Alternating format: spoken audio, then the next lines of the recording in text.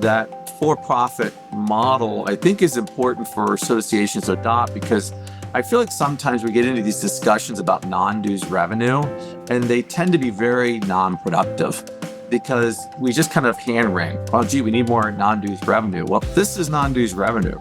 You actually are building out a need, you're filling it. It's not necessarily with a nonprofit, it's with a for-profit structure, but it then starts throwing off dividends, management fees, other components back to the association.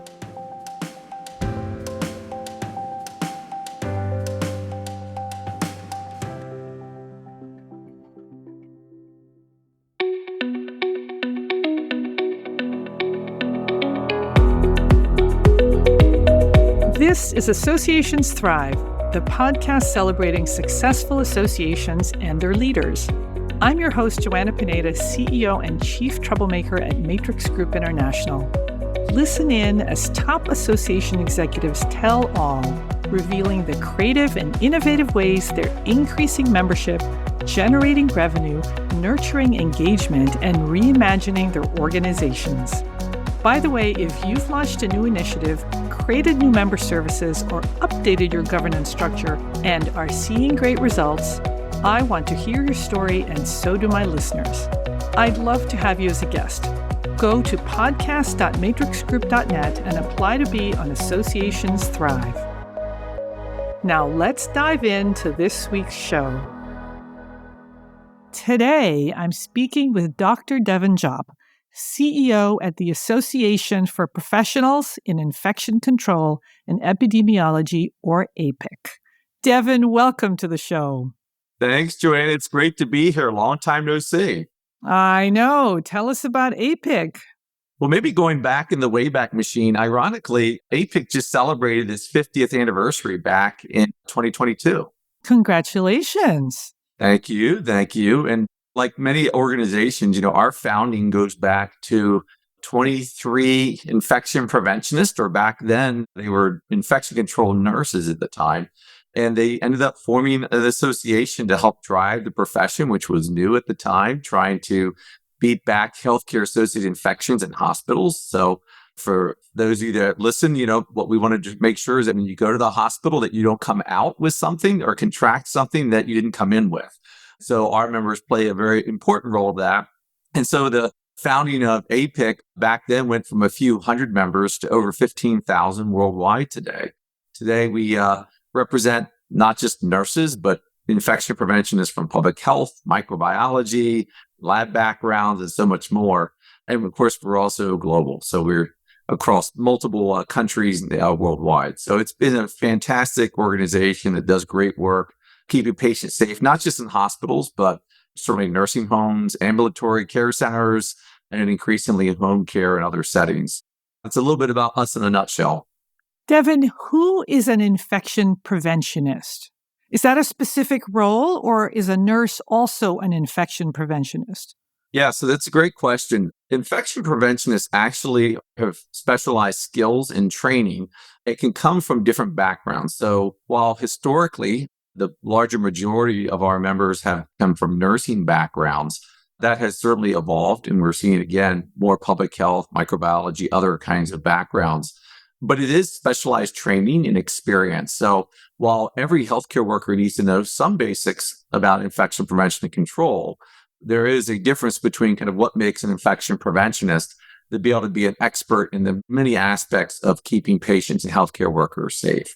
I'll give you an example. You may have a nurse that comes into the room and they're doing catheter insertion, and they want to make sure that they're keeping that process safe, right, from infection. And so there's cleaning, there's insertion techniques, there's hand washing, there's a lot of stuff that goes into that. And that nurse needs to be trained. However, the infection preventionist, his job is to go around and make sure there's policies, there's procedures, they're auditing us to make sure that people are following. They're reporting all of the HAI cases. And this is also not just in the patient bedside, right? It's in the pharmacy compounding. If there's construction work in the hospital, there's so many other aspects where having an infection preventionist, or even like in sterilization of equipment, that they are really the experts that are going in and making sure that the things that need to happen are actually happening. People are trained, and that ultimately we're building a high reliable organization and system around infection prevention. So let me ask you another question. So if I'm a nurse and I've become trained as an infection preventionist, do I now see that as my role so that then APIC is my primary association, or is it a secondary association to my American Nursing Association? Well, I certainly can't throw our friends over at ANA under the bus, but I would say that, once you're an infection preventionist, you see yourself as an infection preventionist. Ah, okay. We have a certification body and certification program, so you can be certified in infection control through the Certification Board of Infection Control, or we have a new version of that in long-term care, our long-term care certified infection preventionist. So I guess to answer your question, I would say that IPs, which is what we call infection preventionists, when they become members and enter the profession, they certainly do see themselves as an IP. But I also think some of our members don't lose their professional identities. And if they came from public health or nursing, they may very well belong or still support some of their other home activities where they came up through their career. Well, I got a jillion questions about APIC, but before we do that, let's talk about your journey. Devin, you and I have known each other a long time, and I bet I don't really know the full story, but tell us how you got to become CEO at APIC. How much time do we have on this podcast, Joanna? Oh, 23 hours. I guess going way back, my original training was I was in computer science, computer information systems, and that was what my undergraduate and my master's degree was. My first jobs out of college was in manufacturing, and I figured out that wasn't for me very quickly. And then moved, and my first job was with National Paint and Coatings Association. Now, I think American Coatings Association. I was their IT manager back in the late 90s. And that was the go-go days of internet and technology. And I quickly was getting promoted through there. So by the time the late 90s came around, I was director of IT then for Chesapeake Bay Foundation for a number of years before I finally came into healthcare. So back in 1999, I joined as the chief information officer for the Health Insurance Association of America. And that's when I met you. And that's when you and I first met. And you guys did our website back then, as I recall. Right. And so then my whole career in nonprofits was kind of cemented. And I thought, I'm going to become a CIO. And that was it.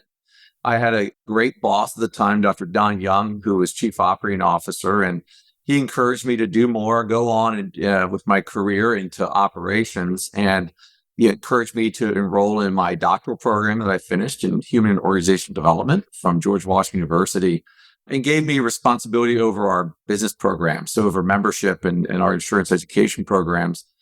Through failed merger at the time, and then they finally merged with AHP and became America's Health Insurance Plans today. I ended up moving on and became chief administrative officer at URAC for a period of time, where I also got to work with you again. Right. And we did some great work automating the accreditation systems for that organization, really overhauling, I think, how it even frankly delivered its product and services. And then after that, I ended up leaving out of healthcare for a few years and went to work as, I thought, maybe I'll become a CIO again. And I was a CIO for a couple of months and got promoted to be chief operating officer for Service Corps of Retired Executives, and really enjoyed getting to work there for 6 years during the Great Recession, doing free business counseling with thousands of volunteers, which was really cool. It was a small business administration supported program, and really did a ton of work on building out their systems, their structures, their policies, programs. And I thought, this is it. COO is all I want to be. And I remember having certainly the CEO at the time, Ken Yancey, and a great board president at the time, Paul Kopelchek, encouraging me to even go on with my career. Ah. And my wife also was critical, always kind of patting me on the shoulder and saying, you can do it. And finally, I learned about from their governance, a lot of the external relationships, a lot more advocacy work, and then became CEO ultimately of the work group for electronic data interchange, which was a advisor to the secretary that actually created the HIPAA framework. We worked together again there. And we did again do another website. You see a combination here. I actually used Matrix Max back then, right? Yes. You guys for CRM, which was great. And that was a great opportunity to learn as a CEO. It was a small organization. And then I ended up leaving there and becoming the CEO of American College Health Association. So they were progressively bigger, working on college health issues, which are near and dear to my heart, from issues from mental health, drug abuse to STDs and so on. And little did we know that this thing called the pandemic would actually come up and hit while I was at the American College Health Association. Ironically, ACHA had just turned 100 that year. It had been formed during the Spanish flu in 1920. Ah. And so I led the efforts there to actually do all of the college reopening guidelines. So the reason why colleges stayed open was because of the great work of ACHA. And the way we got it done was I actually pulled in all of our emeritus members to actually help write the guidance on college reopening that colleges used. Wow. That ended up being used. That's why colleges, again, stayed open. And then by the time August came around to that year, we started seeing cases coming down. And I thought, well, gee, this is a good opportunity. And I saw APIC come up. And I said, well, I always liked the work I did with COVID and other infectious diseases. And so I put my hat in the ring and I ended up getting tapped on the shoulder to come be the CEO. And then, of course, the crap hit the fan in 2021 and it came back with a vengeance. So with COVID-19, but I was so proud to be here. I was in the right place at the right time. And maybe that's been a theme through my career, being able to be CEO and leading all of the different functions. APIC, I lead APIC, the 501c3. I lead APIC Consulting, our subsidiary arm. And then we also administer our certification board for infection control. So I oversee 3 different organizations as part of APIC, about a staff of 85. And I think ended up last year somewhere around 30 million in total revenue. Devin, how did the doctorate influence your leadership style? It's interesting because to me, coming up through IT, I started noticing that when things didn't work, it was almost always not a technology issue.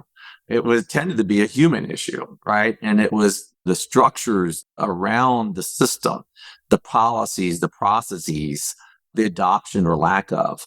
And so I had this inkling. And then when I went into and learned about human organizational development, it really started tying together all the pieces around, how do people learn? How do they change? What's the role of leaders?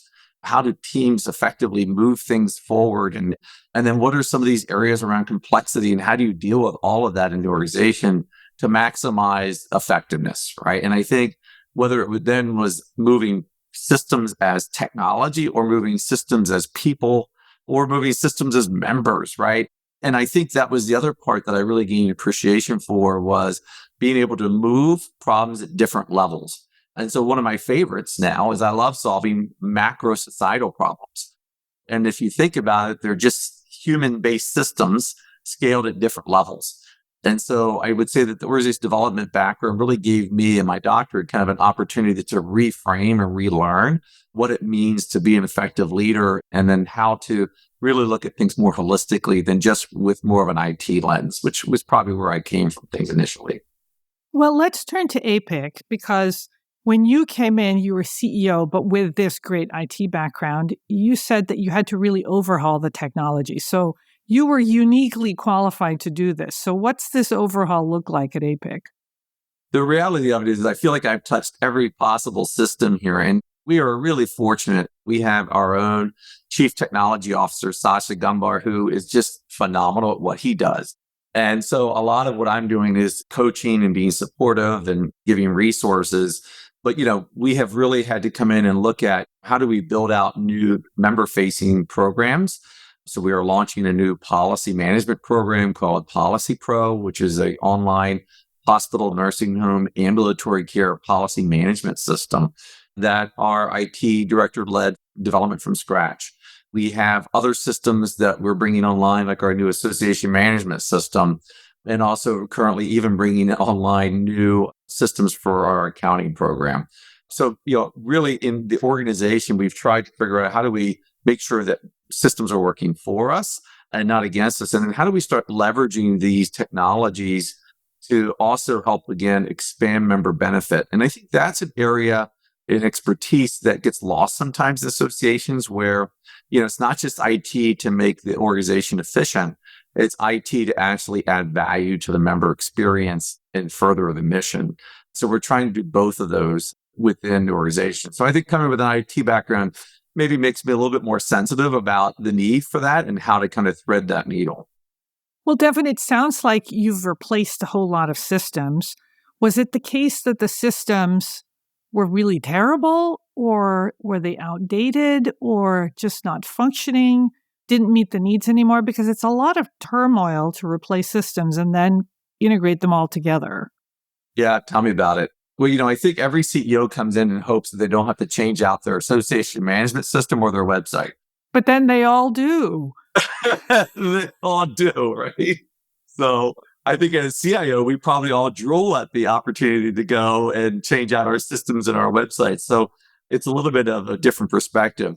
But I think from our perspective, a lot of it was we had some old technology that we just couldn't do what we needed it to do. And it led to a lot of inefficient processes and a lot of staff time. And so then you kind of bite the bullet after a while saying, can we fix the system, or is the system not fixable? And are we going to spend more time and energy trying to make it work part way? And so that's where we've kind of bit the bullet on things like our association management system. In other areas where we find need, where we didn't see systems existed at all, or in our member-facing areas where we see a gap in service, that's where we came up with things where we have to build it from scratch. And I am not a huge fan of building from scratch when you don't have to in this day and age. Right, absolutely.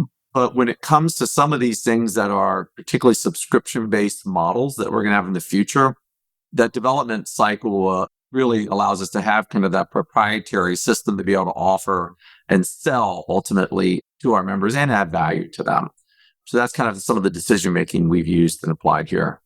Well, you've got two systems that are kind of tech-based that you're hoping or you're already selling as subscriptions. One of them is Policy Pro, and the other one is APIC Text Online. So tell us about those and tell us about the business case for it. So APIC Text Online is like our encyclopedia of knowledge when it comes to infection prevention. And so this was originally born out, I think, in the late 80s, and it was originally thousands of pages typed. And of course, now it's delivered online. It continues to grow as we see subscriptions for it range from federal agencies to hospitals to nursing homes, and continues to grow and expand. So that is an online resource, you could say, that's available as a subscription. Is it a database, a set of PDFs with a search? What is it?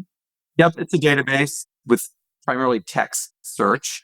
One of the areas that we're starting to explore is talking about how to apply AI to some of these areas. And I think AI tends to get lost into a lot of sizzle versus smoke, like what are people actually doing? One of the things that we're going to be doing is using AI to actually create kind of engines on top of a lot of our data systems like ACHA or Policy Pro. Yes. Where it can actually sort and bring in information and help use natural language texting instead of having to go and scroll through thousands of pages. So I think the future of our platforms are going to be AI driven and much more as a unified set of resources for the member experience, interfacing through AI instead of saying, well, go here for this, go here for that, and go here for this. And I think that's one of the things we're trying to key in on is how do we make it easier for our members to do business with us, which is something I oftentimes talk about at our association. And I guess generative AI probably makes a lot of sense for you because, as you said, there's thousands of resources. And so then it ends up becoming the responsibility of the member or the subscriber to make sense of the 300 results that just got returned from that simple search. Absolutely. And I think that is the low-hanging fruit. I think the next generation, though, of that too, and we're already doing this with some of our webinars, we're using some tools to do real-time language translation of our webinar content right now for the International Federation of Infection Control, which is really neat. They simultaneously put this in 15 different languages. Yeah. I think later on, we'll start also migrating our platforms where they're using real-time language translation and offering this out to even wider global audience. So, because that is certainly an area that, while it was natively written in English, the tools and AI has gotten much more sophisticated in those areas too. Devin, you also have something called APIC Consulting, which is a for-profit subsidiary. And this is, I guess, still pretty uncommon among associations to have a for-profit subsidiary. So tell us about this. So APIC Consulting, ironically, has been around for a long time, at least a decade plus. And we have a wonderful CEO that leads that reports to me. Her name is Leslie Milano, and their team do a fantastic job of growing that program. They provide technical assistance and consulting to different state health departments, to hospitals, nursing homes, and they also do interim staffing as well. So we have developed a network of over 350 infection preventionists, and our staff goes out and sells services and it's well staffing. And so they have grown that program dramatically. It used to kind of hover around $1 million a year up until 2019. And we closed out last year just short of $11 million. Oh my God. So yeah, it's been just absolutely insane growth. And I think a lot of this is, certainly the pandemic has been keeping us very busy and the post component of that.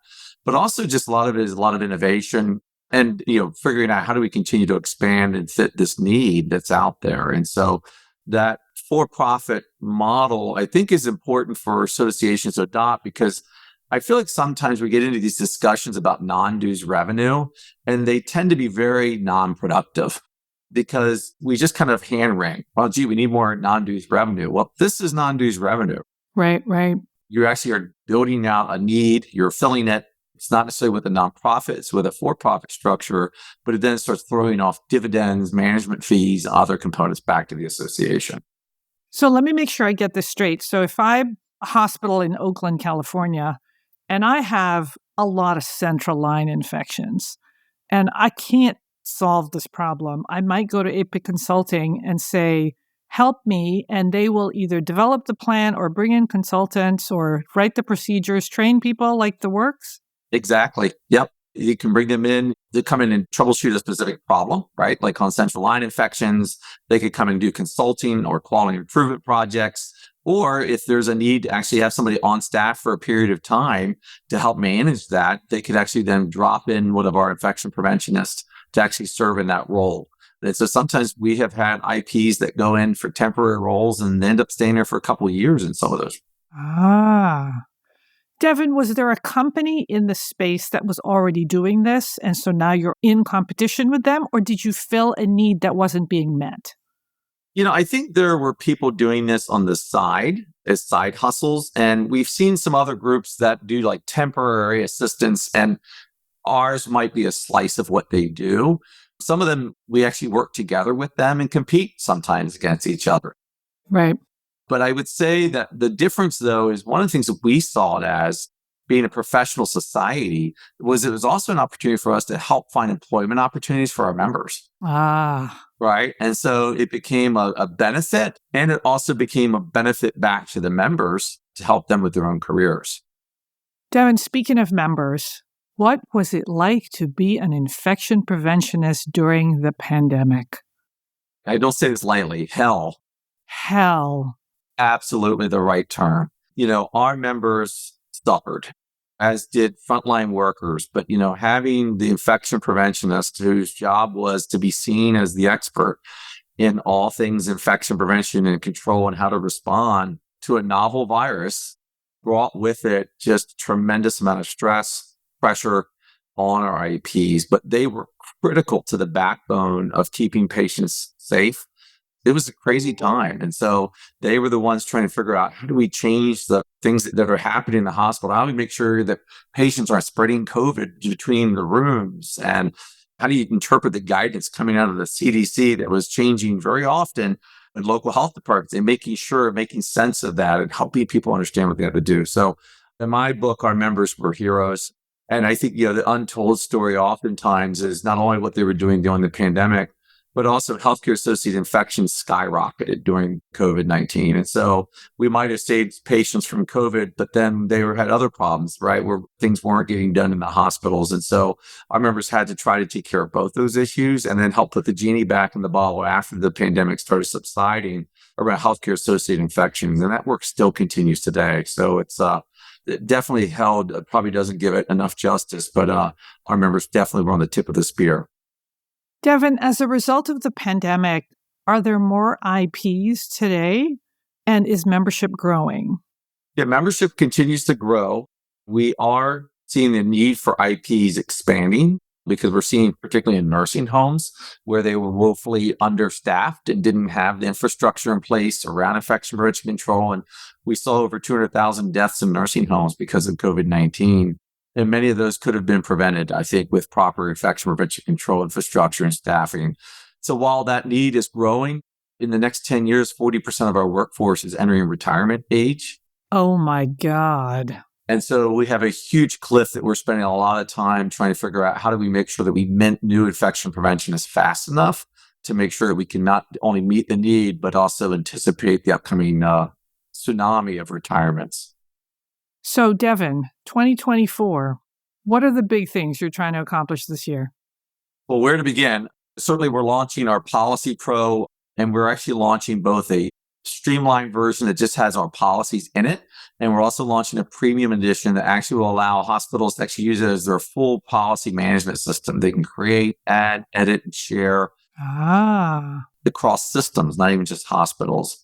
We have lots of new white papers coming out and programs. One of them I'm excited about is around home care and the future of infection prevention control in those spaces.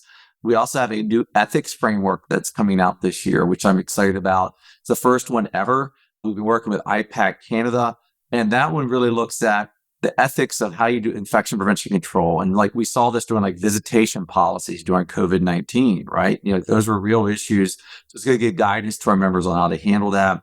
And we also have new career guides coming out this year that actually helps talk about how you enter the field and all of it to being a leader that we never had before to kind of help show the continued growth of the organization. And we even have a new advanced certification program coming online this year, which is going to be fantastic for our folks that really can demonstrate leadership within the highest aspects of the profession.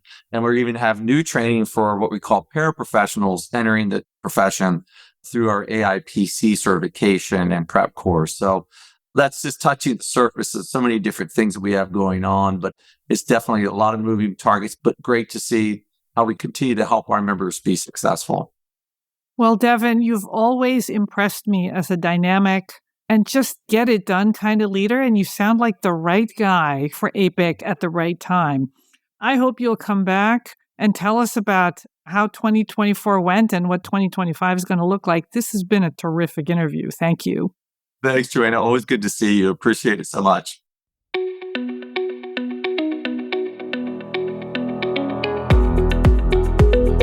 Thanks for listening to Associations Thrive. We're so glad to have you here. You know, my personal mission and the mission of my company, Matrix Group International, is to help associations and nonprofits increase membership, generate revenue, and thrive in the digital space. I want to hear stories of how your organization is thriving in today's challenging landscape. Please apply to be on my show by going to podcast.matrixgroup.net. By the way, do you need help with a digital initiative? Maybe it's a website redesign, a new membership database, or a hybrid meeting that you're planning. I'd love to connect with you. Please visit the Matrix Group website at matrixgroup.net. Thanks again for listening to this week's episode of Associations Thrive. Don't forget to subscribe to the show, leave a 5-star rating, post a comment, and share it with your colleagues and friends. Bye!